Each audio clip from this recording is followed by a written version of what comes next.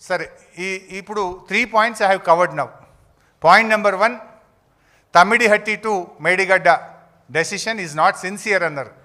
Whether it is sincere or not, I think మీరు రాష్ట్ర ప్రజలందరూ కూడా డాక్యుమెంట్లతో సహా చూశారు. Who is sincere, who is not sincere, now people come to know. And the second, cabinet approvals లేవన్నారు. Not only cabinet approvals, I have shown assembly approvals also. How fair BRS government, and we are open to the people, open to the house. We have taken the opinions of the various political parties and the members of the assembly. అంతేకాకుండా నిపుణుల committee తొక్కిపెట్టిరు. నిపుణుల committee ఇట్లా అంటే నిపుణుల committee కుండ బద్దలు కొట్టినట్టు కమిషన్కు చెప్పింది, అఫిడవిట్ ఇచ్చింది. With document I have shown that. 3 points I cleared now. నిన్న ఒక దగ్గర వాళ్ళు మాట్లాడుతూ ఏమన్నారు, కేసీఆర్ గారు 71,000 కోట్లకు జాతీయ ప్రాజెక్ట్ ఇవ్వమని ఢిల్లీకి రాసిండ్రు. తప్పేముంది? ప్రాణహిత కూడా రాసిండు. We are very sincere. ఇనీషియల్గా ప్రాణహిత కట్టాలని పనులు కొనసాగించినాం. ప్రాణహితకు జాతీయ హోదా ఇవ్వమని ముఖ్యమంత్రిగా ప్రమాణ స్వీకారం చేసిన నెల రోజుల్లోపే కేసీఆర్ ప్రధానమంత్రికి లేఖ రాసిండు. అదేవిధంగా దీనికి కూడా జాతీయ హోదా ఇవ్వండి అని కేంద్రం మీద ఒత్తిడి పెంచడం తప్ప, ఢిల్లీ నుంచి నిధులు అడగడం తప్ప. So DPR is under preparation. ఇంజనీర్లు ఇచ్చినటువంటి టెంటేటివ్ రిపోర్ట్ ప్రకారంగా మాకు జాతీయ హోదా ఇవ్వండి అని. ఇవాళ పోలవరంకు జాతీయ హోదా ఇచ్చినప్పుడు ఎంత, ఇవాళ పోలవరం ఎంత అయింది తెలియదా మనకు? ఆనాడు పోలవరం స్టార్ట్ చేసిన నాడు ఎంత, మధ్యలో 2 సార్లు ఎంత పెరిగింది, ఇప్పుడు ఎంత పెరుగుతుంది? 1,00,000 కోట్లైనా పోలవరం కాదు. స్టార్ట్ చేసిన నాడు 10,000 కోట్లు అన్నారు. 1,00,000 కోట్లు ఇచ్చినా పోలవరం ఇంకా పూర్తి కాదు, ఇంకా మిగిలే ఉంటుంది. పెరుగుతుంది ఏ ప్రాజెక్ట్ అయినా. సో అదేదో తప్పు అన్నట్టు మాట్లాడినారు. అయితే ఇక్కడ ఇంట్రెస్టింగ్ పాయింట్ చెప్పాలి. రేవంత్ రెడ్డి రాగానే నారాయణపేట కొడంగల్ లిఫ్ట్ కొబ్బరికాయ కొట్టిండా? ఏ క్యాబినెట్ అప్రూవల్ ఉందని కొట్టినావు నాయన నువ్వు? ఏ డిపిఆర్ ఉందని కొట్టినావు నాయన నువ్వు? ఏ సిడబ్ల్యూసి కమిషన్ రిపోర్ట్ ఉందని నువ్వు పనులు స్టార్ట్ చేసినావని అడుగుతున్నా. ఇది నేను నోటి మాట చెప్తలేను. ఇన్ఫర్మేషన్ యాక్ట్లో నేను అడిగితే సమాధానం 11/9/2024లో రాష్ట్ర ప్రభుత్వ ఇరిగేషన్ శాఖ ఇచ్చిన ఆన్సర్ నాకు, please provide calculations and details of cost benefit ratio అన్న. Reply, DPR under preparation. ఎప్పుడు కొట్టిండు రేవంత్ రెడ్డి కొబ్బరికాయ? ఫిబ్రవరి 2024లో కొట్టిండు. నాకు రిప్లై ఎప్పుడు వచ్చింది? 9th month 2024లో వచ్చింది, సెప్టెంబర్లో. అంటే డిపిఆర్ లేకుండానే కొబ్బరికాయ కొట్టిండు, పనులు స్టార్ట్ చేసిండు. నెక్స్ట్, ప్లీజ్ అదే ఉండు బాబు, బ్యాక్ ఇందాకది back, right. Please provide clearance documents from Central Water Commission, Ministry of Environment and Central Electricity Authority under process. అంటే సిడబ్ల్యూసి అనుమతి లేదు, ఎన్విరాన్మెంట్ అనుమతి లేదు, డిపిఆర్ లేదు. మరి ఇవాళ దాన్ని పనులు ప్రారంభించండ్రు, బిల్లులు చెల్లించండ్రు. ఇప్పుడు ఎవరిని వేయాలి లోపల? కాళేశ్వరంకి అన్ని అనుమతులు ఉన్నాయి. నువ్వు ఏ అనుమతులు లేకుండా, డిపిఆర్ లేకుండా, సిడబ్ల్యూసి అనుమతులు లేకుండా నువ్వు ఎట్లా కడతావు ఈ ప్రాజెక్టు అని అడుగుతున్నా. అంటే మాట్లాడు ఈజీ, దీనికి సమాధానం చెప్పండి. మరి ఇప్పుడు ఉంటే చూపి ఉత్తమ్ కుమార్ రెడ్డి. నారాయణపేట కొడంగల్ లిఫ్ట్ ఇరిగేషన్ ఏదైతే నువ్వు 4,350 కోట్లతో స్టార్ట్ చేసినావో దానికి సిడబ్ల్యూసి అనుమతి ఉందా? దానికి నీటి కేటాయింపులు ఉన్నాయా? దానికి డిపిఆర్ ఉందా? దానికి ఏదైనా కేంద్ర ప్రభుత్వం నుంచి ఒక్క అనుమతి ఉందా? ఏ అనుమతి లేకుండా కొబ్బరికాయ ఎట్లా కొట్టినావు, పనులు ఎట్లా స్టార్ట్ చేసినావు, బిల్లులు ఎట్లా చెల్లించినావో సమాధానం చెప్పు ఫస్ట్. నెక్స్ట్, ఇక ఇదో కథ. ఈడు ఎన్డిఎస్ఏ అని అదొక రాగం తీస్తుర్రు. అసలు ఎన్డిఎస్ఏ సంగతి చెప్పాలి. ఇక ఈ NDSA national dam safety authority. ఈ ఎన్డిఎస్ఏలో ఎవరు పనిచేస్తారు? Who is NDSA? అది కూడా సిడబ్ల్యూసిలో అంతర్భాగం. సెంట్రల్ వాటర్ కమిషన్లో ఇందాక వ్యాప్కోస్ చెప్పిన కదా, వ్యాప్కోస్ కూడా సిడబ్ల్యూసిలో అంతర్భాగం. ఎన్డిఎస్ఏ కూడా సిడబ్ల్యూసిలో అంతర్భాగం. అక్కడ ఎవరు ఉద్యోగం చేస్తారు? సిడబ్ల్యూసి ఇంజనీర్లనే వ్యాప్కోస్ ఎండీగా వేస్తుంటారు, సిడబ్ల్యూసి ఇంజనీర్లనే ఎన్డిఎస్ఏకి వేస్తుంటారు. మొత్తం ఇప్పుడు మన జిఆర్ఎంబీకి అయినా సిడబ్ల్యూసి వాళ్ళే వస్తారు, కేఆర్ఎంబీకి అయినా సిడబ్ల్యూసి వాళ్ళే వస్తారు, పోలవరం ప్రాజెక్ట్ అథారిటీలోనైనా సిడబ్ల్యూసి వాళ్ళే వస్తారు, లేదు ఎన్డిఎస్ఏ అయినా సిడబ్ల్యూసి వాళ్ళే వస్తారు. అంటే ఆ సిడబ్ల్యూసిలో రిక్రూట్ అయినటువంటి ఇంజనీర్లలో వాళ్ళను వాళ్ళ కెపాసిటీల ఆధారంగా వేరియస్ సందర్భాల్లో ప్రమోషన్ల మీద మనకు జిఆర్ఎంబి కేఆర్ఎంబి ఉంది కదా హైదరాబాద్లో, అందులో కూడా సిడబ్ల్యూసీలో ఉంటారు, ఎన్డీఎస్ఏలో కూడా సిడబ్ల్యూసీ ఉంటారు, పోలవరం ప్రాజెక్టుకి కూడా సిడబ్ల్యూసీ ఉంటుంది. ఇక now I will come to the point. ఏంది అసలు ఎన్డీఎస్ఏ కథ ఏంది? మరి ఎన్డీఎస్ఏ అనేది దేశం మొత్తానికి ఒకే నీతి ఉండాలనా, రాష్ట్రంకి ఒక నీతి ఉంటుందా? గోదావరి నది మీద మనం కట్టిన మేడిగడ్డలో 2 పియర్స్ కుంగిపోయినాయి. దానికి పిలవకుండానే రాష్ట్ర ప్రభుత్వం పిలిస్తే రావాలి. అప్పుడు అసెంబ్లీ ఎలక్షన్లకు నోటిఫికేషన్ వచ్చింది, కోడ్ ఆఫ్ కండక్ట్ ఉంది, మనం పిలవకుండానే వచ్చిండ్రు. 3 రోజుల్లో రిపోర్ట్ ఇచ్చిండ్రు, 3 రోజులు. 3 రోజుల్లో అసెంబ్లీ ఎలక్షన్లు ఉన్నాయని చెప్పి 1 నవంబర్ అనుకుంటా, 30th నవంబర్ ఎలక్షన్ అయింది కదా, 1 నవంబర్ నాడు రిపోర్ట్ ఇచ్చిండ్రు. నామినేషన్లు పడుతూనే రిపోర్ట్ వచ్చింది 1 నవంబర్ నాడు. అంటే మీ ఉద్దేశం ఏంది? రాజకీయ దురుద్దేశం. అది కుంగిన 3 రోజులు 2 రోజులకే వచ్చిండ్రు, 3 రోజుల రిపోర్ట్ ఇచ్చిండ్రు.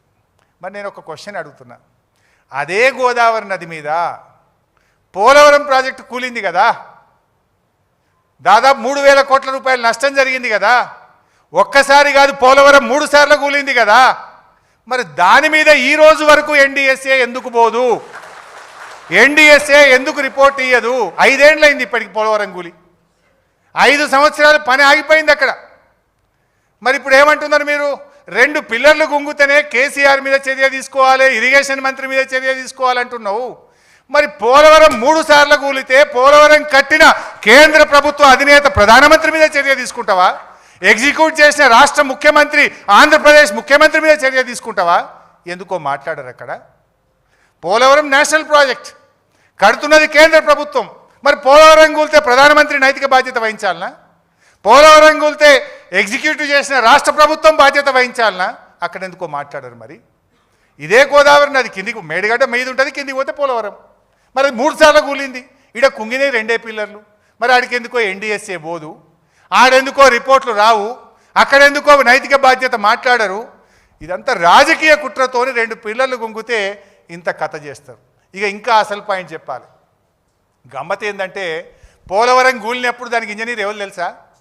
ఎన్డీఎస్ఏ రిపోర్ట్ ఇచ్చిన చంద్రశేఖర్ అయ్యర్. ఆయన కట్టిందే కూలింది, ఆయన వచ్చి మనకు చెప్తారట్టుగా.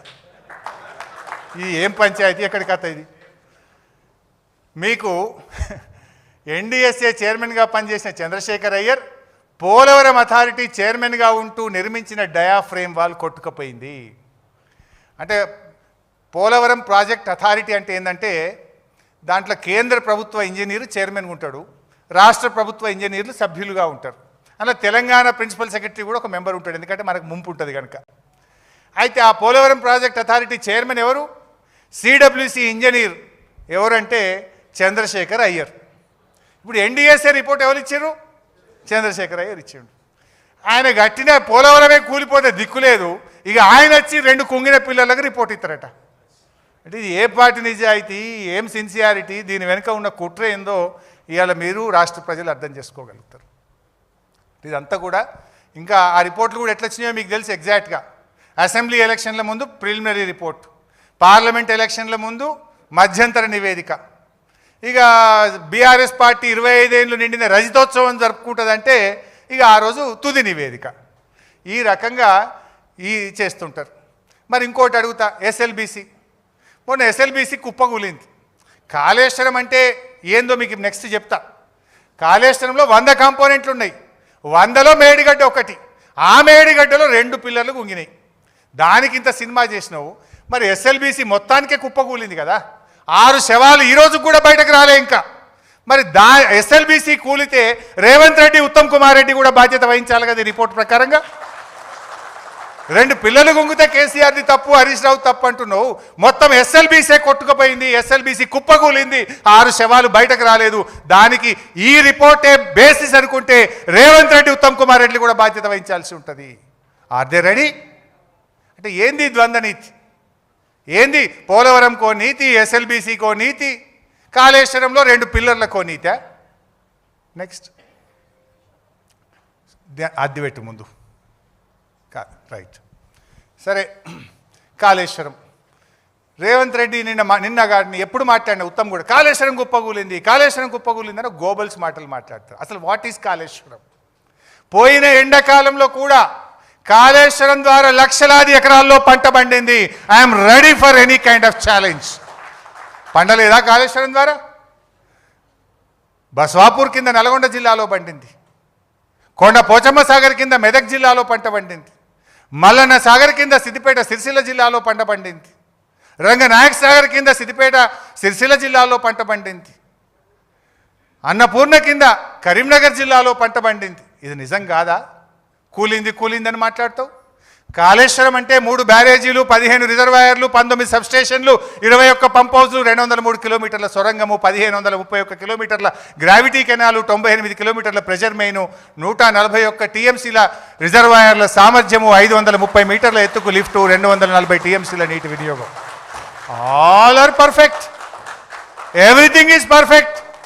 నేను అడుగుతున్నా, ఈ 15 రిజర్వాయర్లు ఇంటాక్ట్ లేవా? పోదామా? ఎవరు వస్తారో రండి, పోదాంపా. బసవాపూర్ పోయి నిలబడి చూద్దాంపా. కొండ పోచమ్మ మీద నిలబడి చూద్దాంపా. మల్లన్న సాగర్ కట్ట మీద నిలబడి చూద్దాంపా.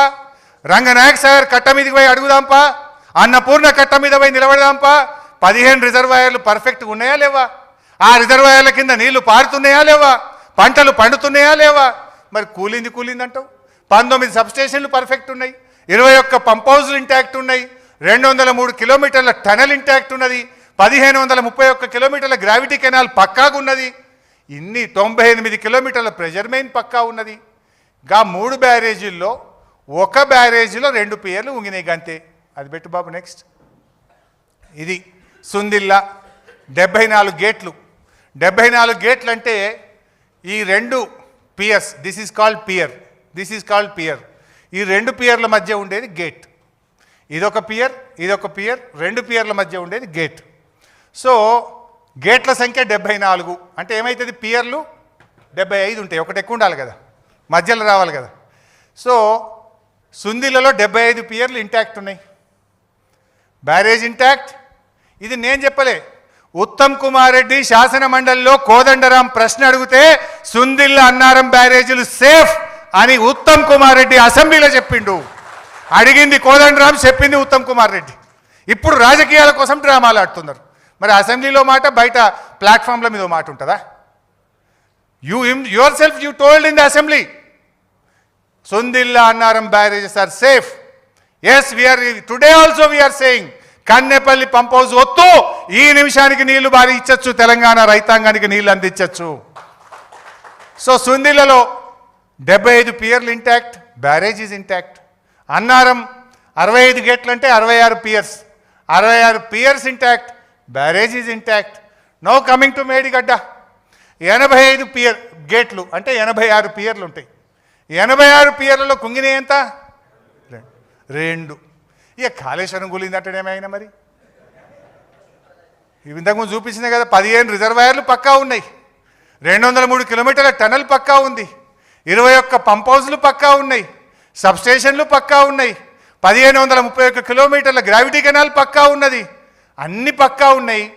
2 పియర్లు గుంగితే కాళేశ్వరం కూలింది అని దొంగ మాటలు దుష్ప్రచారం చేయడం కాదా? ఇది సమాజాన్ని తప్పుదో పట్టించడం కాదా? 2 పియర్లు రిపేర్ చేసి రైతాంగానికి నీళ్ళు ఇవ్వడం నీ ప్రాధాన్యతన్నా? ఎంతసేపు కేసీఆర్ మీదనో బీఆర్ఎస్ మీద బురద తల్లి రాజకీయ పబ్బం గడుపుకోవడం నీ యొక్క బాధ్యతనా అని నేను అడుగుతా ఉన్నా. నీ ప్రియారిటీ ఏంది అని నేను అడుగుతా ఉన్నా. సో దీన్ని బట్టి ఇంకా చాలా విషయాలు ఉన్నాయి, కానీ I don't want to take much time. But ఒకటే విషయం, ఇప్పుడు నేతి బీరకాయలో నెయ్యి ఎంత ఉన్నదో తెలుసుకోవడానికి ఒక విషయం సరిపోతుంది. అన్నం ఉడికిందా లేదో చూడాలంటే ఒక మెతుకు ముట్టుకుంటే తెలిసిపోతుంది. ఈ రిపోర్ట్ నిజమా అబద్ధమా సరే 650 పేజీలు బయటకు వస్తే తెలుస్తుంది. బట్ నిన్న వాళ్ళు చెప్పిన దాని ప్రకారంగా అది నిజమే అనుకుంటే, నేను 3 ఆధారాలు కుండ బద్దలు కొట్టినట్టు చెప్పినా కదా, క్యాబినెట్ అప్రూవల్ లేదు అంటే ఉన్నది అని మూపోటు జవాబు ఇచ్చినాం. నిపుణుల కమిటీ పక్కకు పెట్టినరు అంటే ఆ నిపుణుల కమిటీ అఫిడవిట్ రూపములో కమిషన్కే సమాధానం చెప్పింది, మా రిపోర్టు మీదనే ప్రభుత్వం నిర్ణయం తీసుకున్నది అని. ఇక నీళ్లు లేవు అని ఉమాభారతి లెటర్ చూపిస్తే ఆ లెటర్లోనే 3వ పేజీలో ఆమెనే చెప్పింది నీళ్లు లేవు అని చెప్పి, అది కూడా బయట పెట్టినా. ఇప్పుడు ఎక్కడ నిజాయితీ ఉంది, ఎవరిది నిజాయితీ అని నేను మాట్లాడుతాను. మీదంతా కూడా రాజకీయ పబ్బం గడుపుకునే ప్రయత్నం. కేసీఆర్దేమో తపన, తన్లాట, ఆర్తి, నా ప్రజలకు నా రైతులకు నీళ్లు రావాలనే తన్లాట.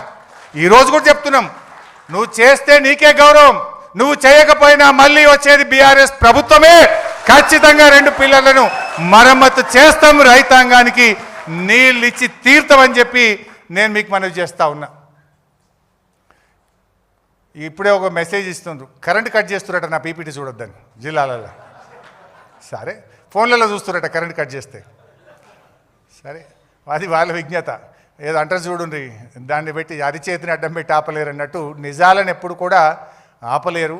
సరే, ఒక సామెత ఉంటుంది, నిజం గడప దాటక ముందే అబద్ధం ఊరంతా చుట్టేస్తుంది అన్నట్టు. ఇవాళ మీరు గోబల్స్ ప్రచారం చేసి మా మీద దుష్ప్రచారం చేసిండ్రు. ఎప్పటికైనా అంతిమంగా నిలబడేది న్యాయం, గెలిచేది ధర్మం. ఖచ్చితంగా మళ్ళీ బీఆర్ఎస్ వస్తుంది. బిడ్డ నువ్వు చేస్తావా చెయ్యి, రాజకీయాలు పక్కన పెట్టి రైతు ప్రయోజనాల కోసం పనిచేయి. లేదన్నా మళ్ళీ వచ్చిన తర్వాత మేము కొద్ది నెలల లోపలనే రీస్టార్ట్ చేస్తాం, రైతాంగానికి నీళ్ళు ఇస్తాం, కాళేశ్వరం తెలంగాణకు వరప్రదాయిని అని రుజువు చేసి చూపిస్తామని చెప్పి మనవి చేస్తూ ఇంత ఓపికగా విన్న మీ అందరికీ ధన్యవాదాలు. Thank you. జై తెలంగాణ, జై కేసీఆర్.